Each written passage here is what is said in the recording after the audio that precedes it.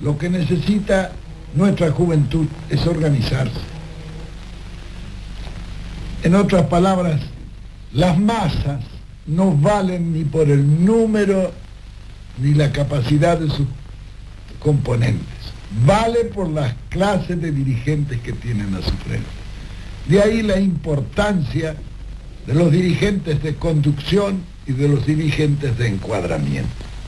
Los de conducción se encargan de la conducción estratégica y los de encuadramiento de la ejecución de la lucha táctica. Pero todo esto necesita una unidad de concepción y una unidad de acción. La unidad de concepción pertenece al comando estratégico y la unidad de acción pertenece a todos los comandos de la lucha táctica. Así debe ser, desde un punto de vista ideal, la organización de la fuerza. Indudablemente que de la clase de conductor que se tenga depende en gran medida el éxito a que debe aspirarse. Conducir es un arte, como la pintura o como la escultura, que tiene su técnica y tiene su teoría. Con la teoría y la técnica se puede hacer un buen cuadro como se puede hacer una buena escultura. Indudablemente que si se quiere una cena de Leonardo o una piedad de Miguel Ángel, serían necesarios Leonardo y Miguel Ángel, porque la teoría y la técnica es la parte inerte del arte, la parte vital es el artista. De manera que siendo la conducción un arte, es necesario preparar a un artista dándole la técnica y dándole la teoría. La conducción política obedece a las mismas leyes que las demás artes, como consecuencia de que es también un arte. El conductor, y esto lo digo yo con gran conocimiento de causa, porque yo políticamente soy un aficionado. Mi profesión es la de conductor, que eso es lo que he hecho y estudiado y trabajado toda mi vida. Naturalmente que dominando el arte de la conducción es más fácil conducir que ignorándolo. Ahora, el resto depende del óleo sagrado de Samuel que hayamos recibido como artistas al nacer. Conducir no es, como muchos creen, mandar. Conducir es distinto a mandar. Mandar es obligar. Conducir es persuadir. Y al hombre siempre es mejor persuadirle que obligarle. En la conducción política esta es una regla que no se puede romper en ningún caso. De la economía de fuerzas, la sorpresa, la continuidad del esfuerzo, en fin, un sinnúmero de principios que se realizan todos sobre un núcleo central, que es el principio de la economía de fuerza, que dice que no se debe ser fuerte en todas partes para vencer políticamente. Es suficiente ser más fuerte en el momento y en el lugar donde se produce la decisión. Todos los demás principios obedecen a ese, diremos, principio nuclear. Sirven a ese principio los demás. Porque en esto parece que como en la organización de todas las cosas es nuclear. Es nuclear la organización del microcosmos y es también nuclear la organización del macrocosmos. Bueno, en esto hay una similitud. La técnica de la conducción, bueno, la técnica tiene unas variantes tremendas que se adquieren mediante el estudio, pero también mediante la práctica. Un ejemplo suele aclararlo todo, como decía Napoleón. Por ejemplo, yo en la conducción, la técnica que he empleado ha sido simple. Jamás en la conducción política hay que obligar a nadie. Hay que persuadir a todo el que se pueda, para que hagan las cosas sin forzar los acontecimientos. Es decir, cuando yo quería que se hiciera una cosa, ya me ocupaba yo de que un tercero lo tomara y me vinieran a consultar. a mí, se puede hacer esto muy bien. Yo era la idea inicialmente mía. Pero claro, en esto satisfacía muchas ambiciones, muchos deseos. Siempre he pensado en este tipo de técnica de la conducción.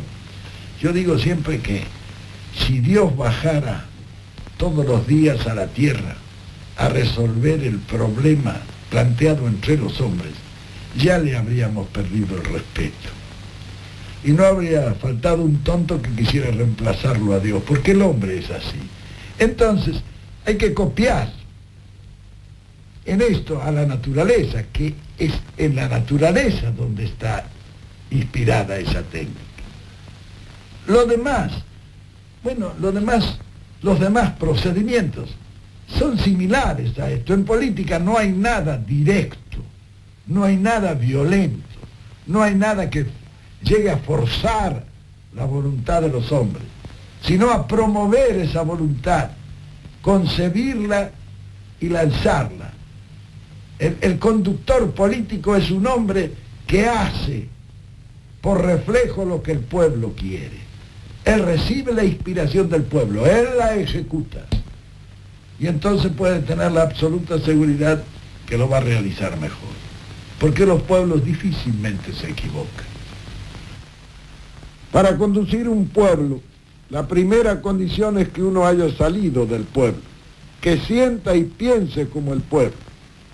Quien se dedica a la conducción debe ser profundamente humanista. El conductor siempre trabaja para los demás, jamás para él.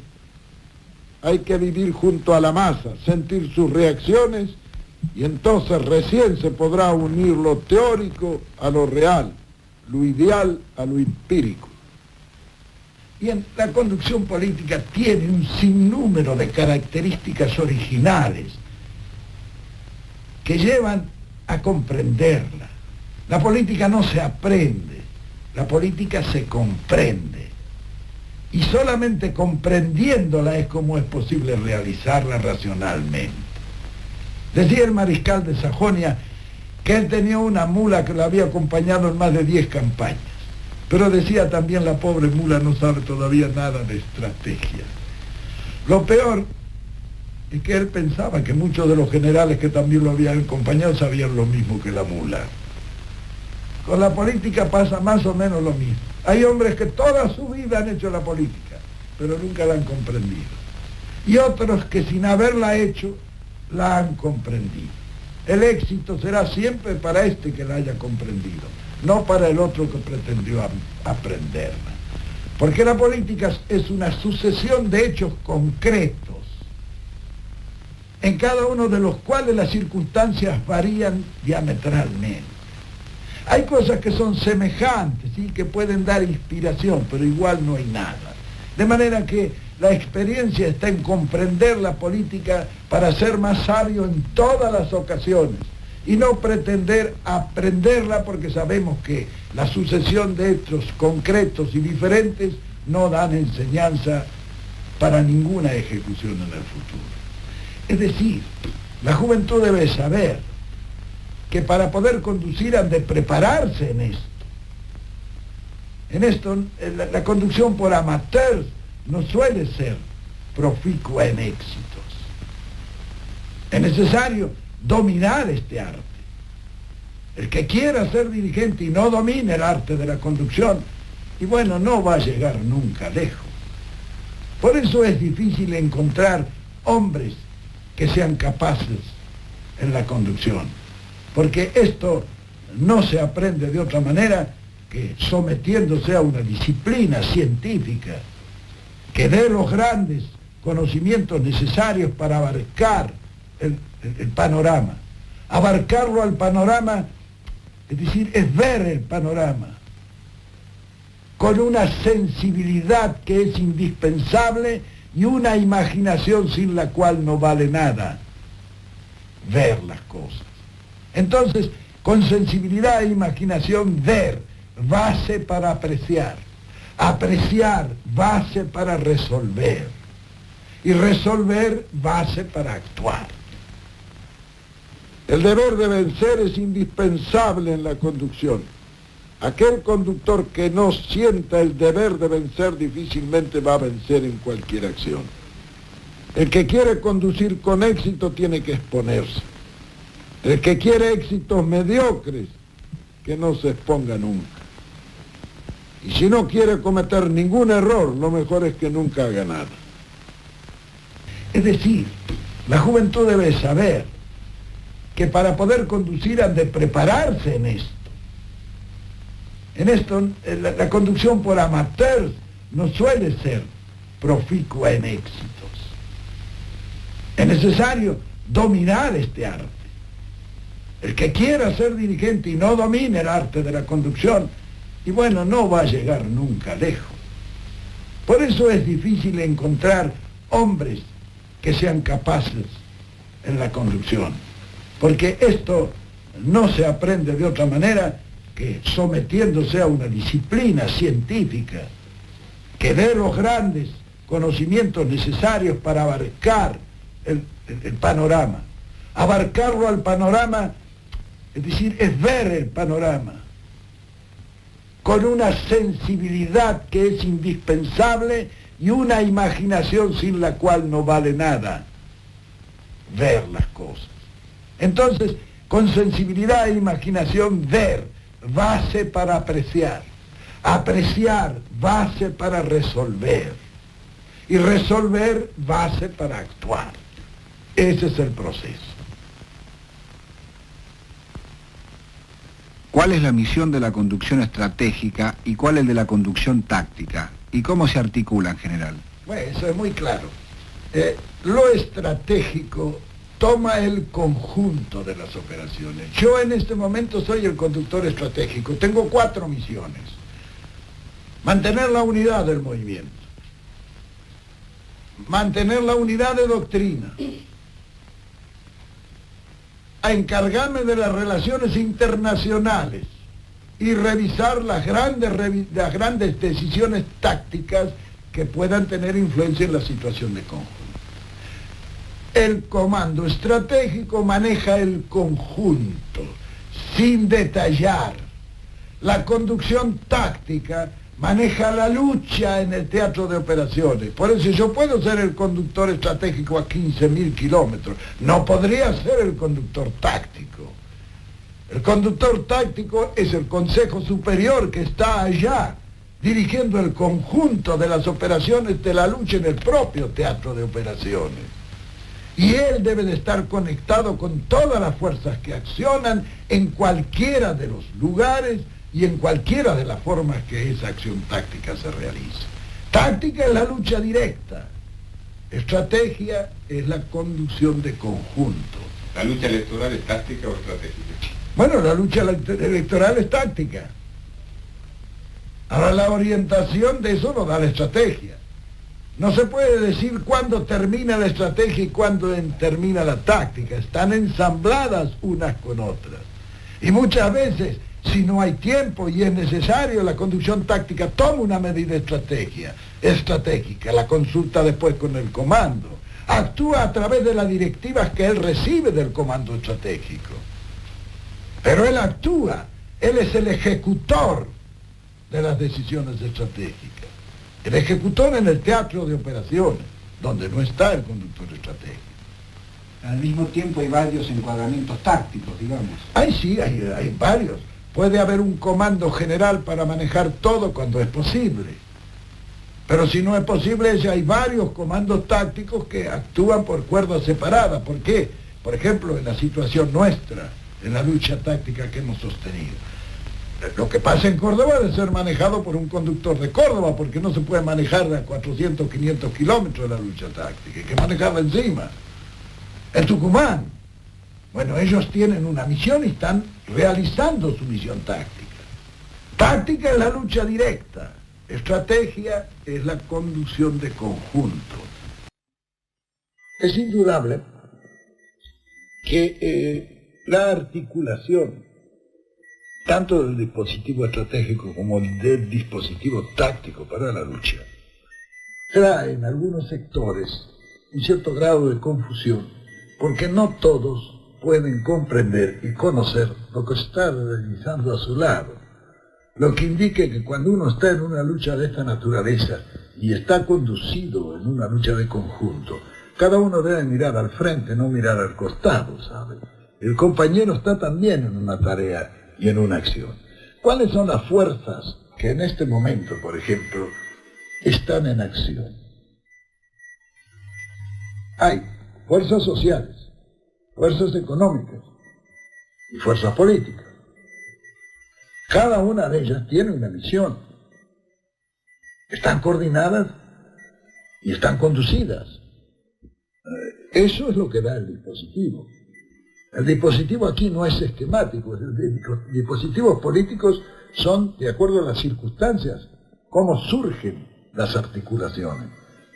La sabiduría está en poderlas encaminar coordinadamente hacia un objetivo y una acción común. Es lo que se está haciendo actualmente en la conducción de nuestro movimiento. Indudablemente que en este momento, dentro del panorama nacional y enfrentado a la dictadura, hay tres acciones. Una es la guerra revolucionaria. Otra es una insurrección que parece proliferar en el ejército, etcétera, con los generales y todo eso. Y el otro es la línea pacífica de la normalización institucional. Son las tres acciones que se están realizando. Indudablemente la guerra revolucionaria es una guerra larga, sumamente larga y muy cruenta, donde el sacrificio de los hombres es una cosa penosa y prolongada. Y quizá ese sea un camino si no hay otro remedio. La insurrección militar que se pretende realizar no ofrece al pueblo las garantías necesarias. ¿Por qué? Porque esta es una dictadura, pero lo que los militares quieren después de una insurrección es hacer otra dictadura. Quizá sea peor que esta, porque esta es una dictadura vencida y puede venir una vencedora, y esa es más peligrosa, y sobre todo por el tiempo. Quizá el camino mejor fuera la normalización institucional, porque es la que se puede alcanzar en menor tiempo. Ahora tiene un inconveniente, la mala intención. E indudablemente que se pretende hacer una trampa como nos han venido haciendo en los 16 años de guerra que llevamos. Porque piensen que estos son 16 años de guerra en los cuales hemos ganado nosotros 5 o 6 batallas. La última ganada es posiblemente la más decisiva. Este enemigo se siente vencido y comienza a retirarse. ¿Nosotros qué tenemos que hacer frente a un enemigo que se retira? Perseguirlo, no dejarle levantar cabeza. Es lo que hacemos en esta conducción. Pero siempre que un enemigo se siente vencido, busca la negociación, busca la mesa de negociaciones. Vean ustedes lo que está pasando en Vietnam, que es un ejemplo de la guerra regular, la guerra internacional. Muy bien, estos señores están matándose allá en Vietnam todos los días. Sin embargo, en París ya están en la 120 reunión de la Conferencia de la Paz. Es decir, se va a negociar. Y en la negociación cada uno quiere sacar ventaja. Y algunos, como nos pasa a nosotros allá en nuestra guerra, quieren hacer trampa. Pero para que se pueda hacer trampa en una mesa de negociadores tiene que haber un tramposo, pero tiene que haber un tonto que le haga el juego, ¿no? El secreto está en que ese tonto no exista. Y que sabiendo, nosotros tenemos una larga experiencia. ¿Qué ha venido pasando en el país durante los 16 años? Cada vez que han hecho una acción nos han querido meter la mula. Día que nosotros no hemos dejado y seguimos a la lucha. Bueno, pero ahora este puede ser un intento más, porque ya tenemos esa experiencia. Los hombres que están negociando ahora del otro lado, frente a nuestro, son los mismos que antes nos hicieron trampa. Le hicieron trampa al pueblo, no a nosotros, con los gobiernos pseudos constitucionales y las dictaduras que le sucedieron. Pero ¿qué le ocurrió? El país estaba en una economía de abundancia. Ellos llegaron y lo condujeron a una economía de miseria. Ahora nosotros, si llegamos, tenemos que volver a una economía de abundancia. Y eso es lo que pondrá en evidencia, digamos, las consecuencias de esta lucha. Ahora, indudablemente que frente a este cuadro, nosotros tenemos que seguir esa persecución, es decir, en todo nuestro dispositivo político de superficie, hay un sector que está en la mesa de negociaciones, donde no debe haber un tonto, ¿eh? Pensemos por ahí. Otro sector está en la acción política persiguiendo, diremos, incruentamente a ese enemigo, con medidas, con acciones. Si nosotros no hubiéramos hecho la hora del pueblo, ¿qué ocurriría? Que los partidos políticos podrían hacer causa común con la dictadura. Y sería un sector de debilidad para nosotros. El otro sector es el encuentro de los argentinos, que ese está firme, luchando, etc. Muy bien, se lucha en su terreno, como este otro lucha aquí en la mesa de las negociaciones, los dos están luchando.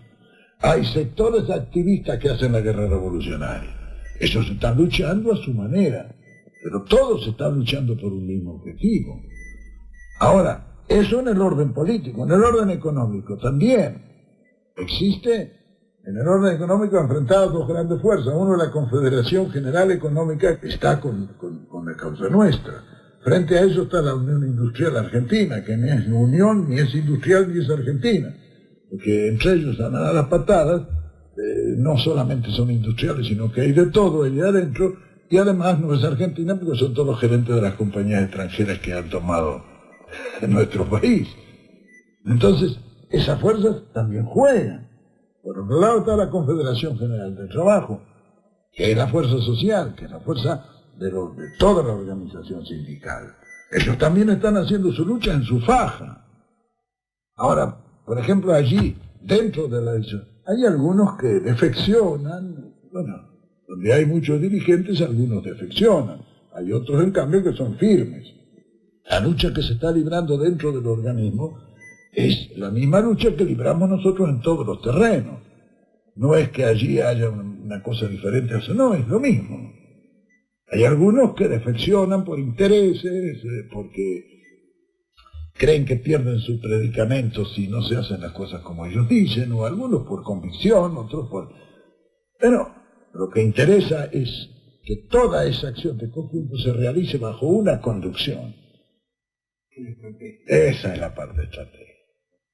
Claro que los que están en un sector hablan mal de los de otro sector porque creen que no luchan. Sí, luchan. Por su medio no se puede pedir que todos hagan la guerra revolucionaria, ¿no? Pero todos están luchando. La reunión que hemos tenido aquí, hemos consultado todas las veces, todo el mundo está luchando. Por eso es que la situación allá no da para más. ¿Qué buscamos con esto? Que se haga, que se llegue a una solución. Por cualquiera, si podemos, la normalización institucional, por ahí hay que se llegue a corto plazo. Si no, natural, es una victoria táctica. Que se gana allí o se gana en la mesa de las negociaciones, igual si se saca ventaja. Ahora, el secreto está en no dejar triunfar la mala intención y que nos hagan una nueva trampa. Sí, que le hagan una nueva trampa al pueblo. Ya han hecho muchas, ¿no? Ya han hecho muchas, pero tenemos mucha experiencia, sí que es difícil. Si ellos no entran por eso, y nosotros tenemos que seguir luchando. ¿Cómo luchar? Con todos los medios. ¿Por qué? Sí, si no podemos a corto plazo, será a largo plazo con la guerra revolucionaria. Sí, un seguro. Es claro, ellos no pueden aguantar mucho tiempo, de manera que tienen que acortar el tiempo. Por eso hablan de volver las Fuerzas Armadas, salvando, diremos así, su prestigio, ya muy disminuido por otra parte, frente a todas las macanas que han hecho. Entonces, indudablemente que para ellos ya es como en Estados Unidos, quieren salvar la ropa, por lo menos, en la acción que están realizando allí, se quieren retirar pero con honor. Bueno, dejémosle el honor, con tal de que se retire, ¿no? Pero el hecho de que tienen que retirarse. Porque piensen que esto son 16 años de guerra en los cuales hemos ganado nosotros 5 o 6 batallas. La última ganada es posiblemente la más decisiva. El enemigo se siente vencido y comienza a retirarse. ¿Nosotros qué tenemos que hacer frente a un enemigo que se retira? Perseguirlo, no dejarle levantar cabeza. Es lo que hacemos en esta conducción.